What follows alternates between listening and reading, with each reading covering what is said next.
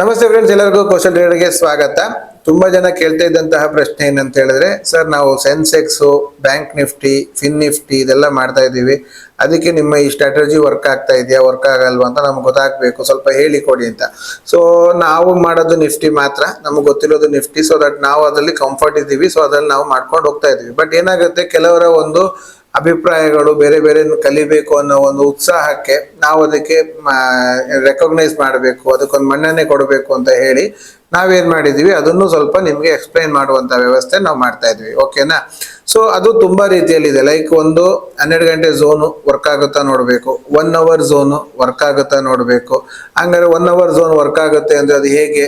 Same nifty ತರನೇ red line to red line, black to black, ಈ ರೀತಿ ಎಲ್ಲ ಆಲೋಚನೆ ಬರುತ್ತೆ. ಸೊ ಇದೆಲ್ಲದನ್ನು ಒಂದೇ ಸಲಿಗೆ ಮಾಡಕ್ಕಾಗಲ್ಲ. ಸೊ ಈಗ ನಾನು ಇವತ್ತೇನ್ ಮಾಡ್ತೀನಿ ಅಂದ್ರೆ, ಜಸ್ಟ್ 12 ಗಂಟೆ ಝೋನು ಸೆನ್ಸೆಕ್ಸ್ ಅಲ್ಲಿ ವರ್ಕ್ ಆಗುತ್ತಾ ವರ್ಕ್ ಆಗಲ್ವಾ ಅನ್ನೋದನ್ನ ಮಾತ್ರ ನಾವು ನೋಡೋಣ.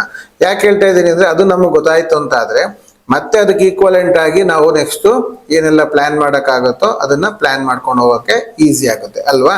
ಸೊ ಫಸ್ಟ್ ಇವತ್ತು ನಾವು ಸೆನ್ಸೆಕ್ಸ್ ಅನ್ನ 12 ಗಂಟೆ ವರ್ಕ್ ಆಗುತ್ತಾ ಅಂತ ನೋಡೋಣ. ಅದಕ್ಕಿಂತ ಮುಂಚೆ ನೀವು ಒಂದು ಲೈಕ್, ಒಂದು ಸಬ್ಸ್ಕ್ರಿಪ್ಷನ್ ತಗೊಳ್ಳಿ, ಆಮೇಲಿಂದ ನಿಮ್ಮ ಫ್ರೆಂಡ್ಸ್ ಒಟ್ಟಿಗೆ ಶೇರ್ ಮಾಡಿ. ಒಬ್ರು ಒಂದು ಫ್ರೆಂಡ್ಗಾರು ಶೇರ್ ಮಾಡಿದ್ರೆ ಏನಾಗುತ್ತೆ, ಈ ನಾಲೆಜ್ ಸ್ಪ್ರೆಡ್ ಆಗುತ್ತೆ. ಯಾಕಂದ್ರೆ ನಾಲೆಜ್ ಇಸ್ ವೆಲ್ತ್. ನಾವು ಜಾಸ್ತಿ ಏನ್ ಕೊಡ್ತೀವೋ ಅದು ನಮಗ್ ಬರುತ್ತೆ ಅಂತ ಹೇಳ್ತಾರೆ, ಕರೆಕ್ಟ್ ಅಲ್ವಾ? ಈಗ ನಾವು ಕೆಲವರಿಗೆ ದುಡ್ಡು ಕೊಟ್ರೆ, ದಾನ ಮಾಡಿದ್ರೆ ನಮ್ಗೆ ಇನ್ನೊಂದು ರೀತಿಯಲ್ಲಿ ದೇವ್ರು ನಮಗೆ ಕೊಡ್ತಾನೆ ಅಂತ ಹೇಳ್ತಾರೆ. ಅದೇ ತರ ವಿದ್ಯಾ ದಾನ ಇದು. ಸೊ ವಿದ್ಯೆ, ಈಗ ನಿಮ್ಮಲ್ಲಿ ಯಾರೋ ಒಬ್ಬರಿಂದನೋ ಮುಖಾಂತರವೋ ನಿಮ್ಗೆ ಲಿಂಕ್ ಸಿಕ್ಕಿದೆ ಅಂದ್ರೆ, ಆ ವಿದ್ಯೆಯಿಂದ ನೀವು 4 ದಿನಕ್ಕೆ ಹಂಚ್ಕೊಂಡ್ರೆ ನಿಮಗೆ ಅದರಿಂದಾಗಿ ನಿಮ್ಮ ನಾಲೆಜ್ ಇಂಪ್ರೂವ್ ಆಗುತ್ತೆ. ನಿಮಗೆ ನಾಲೆಜ್ ಇಂಪ್ರೂವ್ ಆಯ್ತಂದ್ರೆ ಆಟೋಮೆಟಿಕ್ ಆಗಿ ನಿಮಗೆ ಒಳ್ಳೆ ರೀತಿಯ ಇನ್ಕಮ್ ಆಗುತ್ತೆ. ಯಾಕಂದ್ರೆ ಸರಸ್ವತಿ ಎಲ್ಲಿದ್ದಾಳೋ ಅಲ್ಲಿ ಲಕ್ಷ್ಮಿ ಬಂದೇ ಬರ್ತಾರೆ. ಹಾಗಾಗಿ ಸರಸ್ವತಿ ಒಟ್ಟಿಗೆ ಲಕ್ಷ್ಮಿ ಇರೋದ್ರಿಂದಾಗಿ ಸರಸ್ವತಿಯನ್ನ ಬೆಳೆಸಕ್ಕೆ ನೀವು ಜಾಸ್ತಿ ಜನಕ್ಕೆ ಕೊಟ್ಟಷ್ಟು ನಿಮಗೆ ಬೆಳೆಯುತ್ತೆ ಅಂತ ಹೇಳ್ತಾ ಬನ್ನಿ ನಾವು ವಿಡಿಯೋದೊಳಗೆ ಹೋಗೋಣ. ಸೊ ಈಗ ನಾವು 12 ಗಂಟೆ ಝೋನ್ ಅನ್ನ ಮಾತ್ರ ನಾವು ಫೋಕಸ್ ಕೊಡೋದ್ರಿಂದ ನಾವೀಗ 12 ಗಂಟೆ ಝೋನ್ ಅನ್ನು ಮಾಡ್ತೀವಿ. ಈಗ ಫಾರ್ ಎಕ್ಸಾಂಪಲ್ ನಾವು ಆಗಸ್ಟ್ 3ಕ್ಕೆ ಮಾಡೋದಂತಾದ್ರೆ ಆಗಸ್ಟ್ 2ಕ್ಕೆ 12 ಗಂಟೆ ಝೋನ್ ಅನ್ನ ಮಾರ್ಕ್ ಮಾಡ್ತೀವಿ. ಸೊ 12 ಗಂಟೆ ಝೋನ್ಗಿಂತ ಮೇಲೆ ಇದ್ರೆ ನಮ್ಗೆ ಏನ್ ನೋಡ್ಬೇಕು? ಸಿ ನೋಡ್ಬೇಕು, ಕರೆಕ್ಟ್ ಅಲ್ವಾ? ಸೊ ಮಾರ್ಕೆಟ್ ಏನಾಯ್ತು? ಸಿ ಕಡೆಗೆ ಇತ್ತು. ಎಷ್ಟು ಪರ್ಸೆಂಟೇಜು? 50%. ಯಾಕೆ ನಾವು 50% ಹೇಳ್ತೀವಿ? ನಾವು ಯಾವತ್ತೂ ಅಲ್ಲಿ ನಿಫ್ಟಿಲಿ ಹೇಳ್ತೀವಿ 9:15 ಗಂಟೆ ಕ್ಯಾಂಡಲ್ ಒಳಗೆ ಕೆಳಗಡೆ ಇದ್ರೆ ನಾವು 50%, ಅದನ್ನ ದಾಟಿ ನಿಂತ್ರೆ 100% ಅಂತ ಹೇಳ್ತೀವಿ. ಸೊ ಇವತ್ತು 50% ಇತ್ತು. ಸೊ ಅದೇ ಪ್ರಕಾರವಾಗಿ ಮಾರ್ಕೆಟ್ 50% ಇಲ್ಲಿಂದ ಈ ರೀತಿ ಒಂದು ಝೋನ್ ಅಲ್ಲಿ ಅಲ್ಲೇ ಬೈಯಿಂಗ್ ಸಿ ನಲ್ಲೇ ಎಂಡ್ ಆಗಿದೆ, ಕರೆಕ್ಟ್ ಅಲ್ವಾ? ಸೊ ಈಗ ಅದಕ್ಕಿಂತ ನೆಕ್ಸ್ಟ್ ಒಂದು 4 ದಿವಸ ನೋಡೋಣ. ಅವಾಗ ನಮ್ಗೊಂದು ಕಾನ್ಫಿಡೆಂಟ್ ಬಿಲ್ಡ್ ಆಗುತ್ತೆ. ಓಕೆ, ಇದರಲ್ಲಿ 12 ಗಂಟೆ ಝೋನು ವರ್ಕ್ ಆಗಕ್ಕಾಗತ್ತೆ ಅಂದ್ರೆ, ಈಗ ನಾವು ವರ್ಕ್ ಮಾಡುವ ಮುಂಚಿನ ದಿವಸದ್ದು 12 ಗಂಟೆ ಝೋನ್ ಅನ್ನ ನಾವು ಮಾರ್ಕ್ ಮಾಡಬೇಕು. ಅದು ಮಾರ್ಕ್ ಮಾಡಿ ಇಟ್ಟಿದ್ವಿ ಅಂತ ಆದ್ರೆ ನಮ್ಗೆ ಏನಾಗುತ್ತೆ, ಒಂದು ಕ್ಲಾರಿಟಿ ಸಿಗುತ್ತೆ, ರೈಟ್ ಅಂತ ನೋಡಿ. ಈಗ ಇಲ್ಲಿಂದ 12 ಗಂಟೆ ಝೋನ್ಗಿಂತ ಮೇಲಿದೆ, ನಾವು ಸಿ ನೋಡ್ಬೇಕು 50%. 100% ಯಾವಾಗ ಆಗುತ್ತೆ? 9:15 ಗಂಟೆ ಬ್ರೇಕ್ ಆದ ಮೇಲಿಂದನು.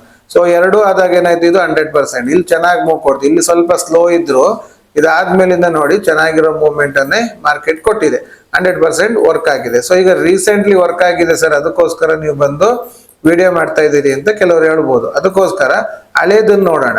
ಸೊ ಹಳೇದನ್ನ ನೋಡಿದಾಗ ನಮಗೆ ಗೊತ್ತಾಗತ್ತೆ. ಸೊ ಈಗ ನಮ್ಮ ಹತ್ರ ಹಳೇದು ಅಂದ್ರೆ ಜೂನ್ ವರೆಗೂ ಹೋಗೋಣ. 1 ವರ್ಷ ಆಯ್ತಲ್ಲ, ಆಗಸ್ಟ್. ಸೊ ಈಗ ಆಗಸ್ಟ್ 4ಕ್ಕೆ ಇಟ್ಕೊಂಡು ನೋಡ್ತೀನಿ, 2025ನೇ ಇಸ್ವಿ. ಇಲ್ಲ, ನನ್ಗೆ ಅಕ್ಟೋಬರ್ ವರೆಗೆ ಮಾತ್ರ ಕೊಡೋದು. ಓಕೆ ಫೈನ್, ಅಕ್ಟೋಬರ್ ಅನ್ನು ನೋಡೋಣ. ಈಗ ಅಕ್ಟೋಬರ್ ಅಲ್ಲಿ ಏನಾಯ್ತು? 12 ಗಂಟೆ ಝೋನು. ಅಕ್ಟೋಬರ್ ಅಲ್ಲಿ 12 ಗಂಟೆ ಝೋನು 12. ನೋಡಿ ಇಲ್ಲಿ 12 ಗಂಟೆ ಝೋನು. ಓಕೆನಾ? ಇಲ್ಲಿ ನೋಡಿ ಮಾರ್ಕೆಟ್ ಏನಾಯ್ತು? ಕೆಳಗಡೆ ಇತ್ತು. 50% ಮಾತ್ರ ನಮ್ಗೆ ಕನ್ಫರ್ಮ್. ಅದು ಕೆಳಗೆ ಹೋಗ್ಲಿಲ್ಲ, ಮೇಲೇನೆ ಬಂತು, ಅದೇ ಝೋನ್ ಅಲ್ಲಿ ಸ್ಟಕ್ ಆಯ್ತು. ಬಟ್ ಆ ಝೋನ್ ಒಳಗೆ ಮಾರ್ಕೆಟ್ ಇತ್ತು ಅಲ್ವಾ? ಸೊ ಈಗ ಏನಾಯ್ತು, ಮಾರ್ಕೆಟ್ ಕ್ಲಾರಿಟಿ ಆಗಿ ಇದ್ರ ಮೇಲ್ಗಡೆ ಕ್ಲೋಸ್ ಆದ ಮೇಲೆ, ಅದೇ 12 ಗಂಟೆ ಝೋನ್ಗಿಂತ ಮೇಲೆ ಕ್ಲೋಸ್ ಆದ ನಂತರ ಮಾರ್ಕೆಟ್ ಏನಾಯ್ತು, ಒಂದ್ಸಲಿ ರೀಟೆಸ್ಟ್ ಮಾಡಿ ಇಳಿದಿದ್ದು ಅವ್ನು ಹತ್ತದ್ದು, ಕೊನೆಗೆ 3:15 ವರೆಗೂ ಮೇಲ್ಗಡೆನೆ ಬಂದು ಕ್ಲೋಸ್ ಆಗಿದ್ದಾನೆ, ಕರೆಕ್ಟ್ ಅಲ್ವಾ? ಸೊ ನಮ್ಗದು ಪಾಸಿಟಿವ್ ಕಾಣ್ತಾ ಇದೆ. ಸೊ ನೆಕ್ಸ್ಟ್ ಡೇ ನೋಡಿದಾಗ, ನೆಕ್ಸ್ಟ್ ಡೇ 12 ಗಂಟೆಗೆ ಹಾಕೊಂಡು ನಾವು 12 ಗಂಟೆ ಝೋನ್ ಅನ್ನ ಮಾರ್ಕ್ ಮಾಡಿ ಅದ್ರಲ್ಲಿ ನೋಡಿದಾಗ 12 ಗಂಟೆಗಿಂತ ಮೇಲೆ ಇದೆ, ನಾವು ನೋಡಬೇಕು 50% ಇದೆ. ನೆಕ್ಸ್ಟ್ 100% ಯಾವಾಗ ಆಗುತ್ತೆ ಅಂತ ನೋಡಿದ್ರೆ ನಾವು 9:15 ಬ್ರೇಕ್ ಆದಾಗ. ಸೊ 9:15 ಬ್ರೇಕ್ ಆಗಿ ರೀಟೆಸ್ಟ್ ಮಾಡ್ಕೊಂಡು ಹೋದ ನಂತರ ನೋಡಿ ಚೆನ್ನಾಗಿ 12 ಗಂಟೆ ಝೋನ್ ವರ್ಕ್ ಆಗಿದೆ ಅಲ್ವಾ? ಸೊ ಮಾರ್ಕೆಟ್ ಅಲ್ಲಿ ಈ 12 ಗಂಟೆ ಝೋನು ಸೆನ್ಸೆಕ್ಸ್ಗೂ ವರ್ಕ್ ಆಗುತ್ತೆ ಅನ್ನೋದು ನಿಮ್ಗೆ ಈಗ ಗೊತ್ತಾಯ್ತು. ಸೊ ಎಲ್ಲದರಲ್ಲೂ ನೀವು ಈ 12 ಗಂಟೆ ಇಂಪಾರ್ಟೆಂಟ್ ಇದೆ. ಯಾಕೆ ಈ 12 ಗಂಟೆಗೆ ಅಷ್ಟು ಇಂಪಾರ್ಟೆನ್ಸ್? ತುಂಬಾ ಜನ ಕೇಳಿದಿರಿ, ನಾನು ಎಷ್ಟೋ ಸಲ ಹೇಳಿದ್ದೀನಿ. ಇವೊಂದು ನಿಮ್ಗೆ ಅದೇ ಕ್ವಶನ್ ತಲೆ ಒಳಗೆ ಓಡ್ತಾ ಇರ್ತದೆ, ಯಾಕೆ ಈ 12 ಗಂಟೆ ಝೋನ್ ಇಂಪಾರ್ಟೆಂಟ್ ಅಂತ. ಜಸ್ಟ್ ಸಿಂಪಲ್ ಆಗಿ ಇಟ್ಕೊಳ್ಳಿ. ಏನಂತ ಹೇಳಿದ್ರೆ, ಈಗ ನಿಮ್ಗೆ ಇಲ್ಲಿಂದ ಇಲ್ಲಿವರೆಗೆ ಎಷ್ಟು ಕ್ಯಾಂಡಲ್ ಇದೆ ಅಂತ ಲೆಕ್ಕ ಹಾಕಿ. 9 ಕಾಲಿಂದ ಹಿಡಿದು ಮಾರ್ಕೆಟ್ 3 ಕಾಲ್ ಮುಗಿಯೋದ್ರೊಳಗೆ ನಿಮ್ಗೆ ಎಷ್ಟು ಕ್ಯಾಂಡಲ್ಸ್ ಗಳಿವೆ ಅಂತ ಲೆಕ್ಕ ಹಾಕಿ. 3 ಕಾಲ್ ಎಲ್ಲಿದೆ? ಇಲ್ಲಿ. ಓಕೆನಾ? ಇದು 3 ಕಾಲ್, ಇದು ಲಾಸ್ಟ್ ಕ್ಯಾಂಡಲ್. ಸೊ ಇಲ್ಲಿವರೆಗೆ ಎಷ್ಟು ಕ್ಯಾಂಡಲ್ ಇದೆ ಲೆಕ್ಕ ಹಾಕಿ. ಇಲ್ಲಿ 3, 6, 9, 10, 13, 16, 19, 20, 23, 24 ಕ್ಯಾಂಡಲ್ ಆಯ್ತು. ಸೊ 24 ಕ್ಯಾಂಡಲ್ದು 12 ಕ್ಯಾಂಡಲ್ ಮಧ್ಯದ ಲೈನ್ ಕ್ಯಾಂಡಲ್ ತಗೊಳ್ಳಿ. 3, 4, 5, 6, 7, 8, 9, 10, 11, 12. ಸೊ ಈಗ ಒಂದು ಅವರೇಜ್ ಆಗಿ ಈ ಲೈನ್ ಬರುತ್ತೆ, ಕರೆಕ್ಟ್ ಅಲ್ವಾ?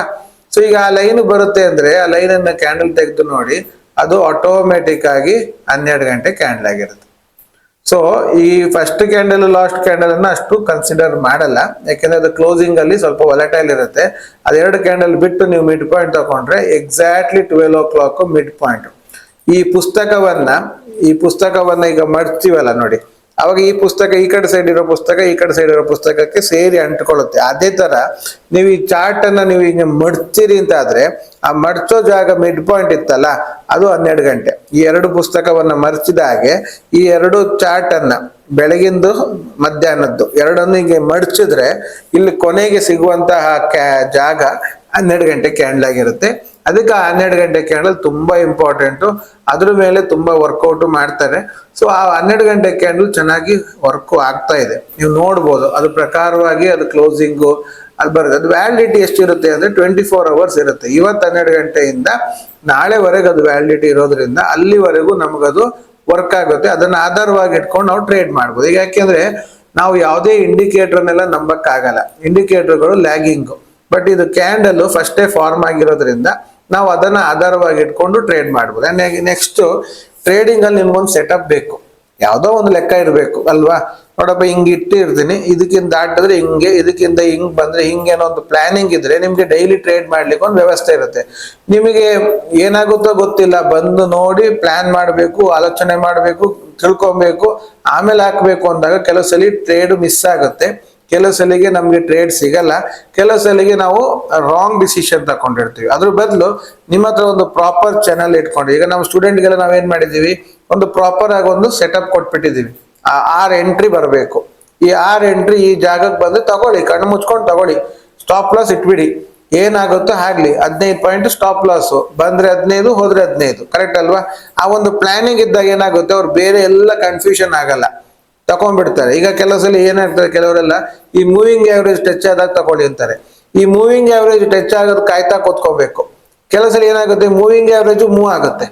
ಈ ಮೂವಿಂಗ್ ಆವರೇಜ್ ಮೂವ್ ಆದಾಗ ನಾವೀಗ ಏನೋ ಒಂದು ಪ್ಲಾನ್ ಮಾಡ್ಕೊಂಡಿರ್ತೀವಿ, ಈ ಜಾಗಕ್ಕೆ ಬರ್ಬೋದೇನೋ 140ಕ್ಕೆ ಅಂತ ಬೆಳಿಗ್ಗೆ, ಅದು ಇನ್ನೂ ಮಾರ್ಕೆಟ್ ಮೇಲೆ ಇರುತ್ತೆ. ಸೊ ಫಾರ್ ಎಕ್ಸಾಂಪಲ್ 140ಕ್ಕೆ ಮೂವಿಂಗ್ ಆವರೇಜ್ ಇದೆ, ಮಾರ್ಕೆಟ್ 170ರಲ್ಲಿದೆ, 140ಕ್ಕೆ ಬರ್ಬೋದೇನೋ ಅಂತ ಆಲೋಚನೆ ಮಾಡ್ತಿರ್ತೀವಿ. ಬೆಳಿಗ್ಗೆ ನಾವು ಅದನ್ನು ಪ್ಲಾನ್ ಮಾಡ್ಕೊಂಡು ಒಂದು ಆರ್ಡರ್ ಪ್ಲೇಸ್ ಮಾಡಿ ಇಡೋಣ ಅಂತ ಆರ್ಡರ್ ಪ್ಲೇಸ್ ಮಾಡಿಡಕ್ ಹೋಗ್ತೀವಿ. ಏನಾಗುತ್ತೆ, ಮಾರ್ಕೆಟ್ ಗ್ರಾಜುವಲಿ ಅಲ್ಲಿಂದನೇ 180, 190 ಹೋಗಿ ಅಲ್ಲೇ ಒಂದು ಸೈಡ್ ವೇಸ್ ಮಾಡ್ಕೊಂಡು ಟೈಮ್ ಪಾಸ್ ಮಾಡುತ್ತೆ. ಇದು 140 ಇದ್ದಂತ ಮೂವಿಂಗ್ ಆವರೇಜ್ ಸ್ವಲ್ಪ ಮೂವ್ ಆಗಿ 150, 152ಕ್ಕೆ ಬಂದು ನಿಂತ್ಕೊಳ್ಳುತ್ತೆ. ಸೊ ಈಗ ನಾವು 140 ಕಾಯ್ತಾ ಕೂತಿರ್ತೀವಿ, ಅದು 152ಕ್ಕೆ ಬಂದಿರುತ್ತೆ, ನಾವು ಅಬ್ಸರ್ವ್ ಮಾಡಿರಲ್ಲ. ಮಧ್ಯಾಹ್ನ ಹೊತ್ತಿಗೆ ಏನಾಗುತ್ತೆ, ಅದು ಸೀದಾ ಬಂದು 152ಅನ್ನ ಟಚ್ ಮಾಡಿ ಅದು ಟಾರ್ಗೆಟ್ ಕೊಟ್ಬಿಡುತ್ತೆ. ನಮ್ಗೆ ಏನಾಗುತ್ತೆ, ನಾನು 140 ಕಾಯ್ತಾ ಕೂತಿದ್ದೆ ಅಂದ್ರೆ ಅದನ್ನ ಅಬ್ಸರ್ವ್ ಮಾಡ್ತಾನೆ ಇರ್ಬೇಕು ಆ ಚಾರ್ಟ್ ಅನ್ನ. ಇಲ್ಲಿ ನಿಮ್ಗೆ ಆ ಚಾರ್ಟ್ ಅಬ್ಸರ್ವ್ ಮಾಡ್ತಿರ್ಬೇಕಂತಿಲ್ಲ, ಯಾಕೆಂದ್ರೆ ಮಾರ್ಕೆಟ್ ಅಲ್ಲಿ ಆ ರೇಟ್ ಫಿಕ್ಸ್ ಆಗಿರುತ್ತೆ. ಆ ರೇಟ್ ನಾಳೆವರೆಗೂ ಅದೇ ರೇಟ್. ಸೊ ಆ ರೇಟ್ಗೆ ಬಂದಾಗ ತಗೊಳ್ಳೋದು, ಆ ರೇಟ್ಗೆ ಬಿಡೋದು ಅಲ್ವಾ? ಸಿಂಪಲ್ ಆಗಿರುತ್ತೆ. ಅದು ಸಿಂಪಲ್ ಆಗಿರುವಂತ ಮೆಥಡ್ ಅನ್ನ ನಾವು ಹುಡುಕಿರೋದು. ಸೊ ಈ ಮೆಥಡ್ ಅನ್ನ ಇಂಪ್ಲಿಮೆಂಟ್ ಮಾಡಿ ನೋಡಿ, ಚೆನ್ನಾಗಿ ಬರುತ್ತೆ. ಒಂದು ಬ್ಯಾಕ್ ಟೆಸ್ಟ್ ಮಾಡಬೇಕು, ನೀವೇ ಒಂದು ಸ್ವಲ್ಪ ಬ್ಯಾಕ್ ಟೆಸ್ಟ್ ಗಳೆಲ್ಲ ಮಾಡಿ ಸೆನ್ಸೆಕ್ಸ್ ಅಲ್ಲಿ ಇದೆಲ್ಲ ಮಾಡ್ತಾ ಬಂದ್ರಿ ಅಂತ ಆದ್ರೆ ಖಂಡಿತವಾಗ್ಲೂ ನಿಮ್ಗೆ ಅದ್ರ ಮೇಲೆ ಒಂದು ಕಾನ್ಫಿಡೆಂಟ್ ಬಿಲ್ಡ್ ಆಗುತ್ತೆ. ಅದರಿಂದಾಗಿ ನಿಮ್ಗೆ ಒಳ್ಳೆ ರೀತಿಯ ಟ್ರೇಡ್ ಸಿಗುತ್ತೆ ಅಂತ ಹೇಳ್ತಾ ಈ ವಿಡಿಯೋನ ಕಂಪ್ಲೀಟ್ ಮಾಡ್ತೀನಿ. ಇದರಿಂದ ಸಾರಾಂಶ ಏನಂತ ಹೇಳಿದ್ರೆ, ಸೆನ್ಸೆಕ್ಸ್ ಅಲ್ಲೂ 12 ಗಂಟೆ ಝೋನು ಖಂಡಿತವಾಗ್ಲೂ ವರ್ಕ್ ಆಗ್ತಾ ಇದೆ. ಸೊ ನೀವು ಅದನ್ನ ಅಬ್ಸರ್ವ್ ಮಾಡಿ. ನೆಕ್ಸ್ಟ್ ಸೆನ್ಸೆಕ್ಸ್ಗೆ 1 hour ವರ್ಕ್ ಆಗುತ್ತಾ ಅನ್ನೋದನ್ನ ನೆಕ್ಸ್ಟ್ ವಿಡಿಯೋದಲ್ಲಿ ನೋಡೋಣ ಅಂತ ಹೇಳ್ತಾ ಈ ವಿಡಿಯೋನ ಕಂಪ್ಲೀಟ್ ಮಾಡ್ತಾ ಇದ್ದೀನಿ. Thank you very much.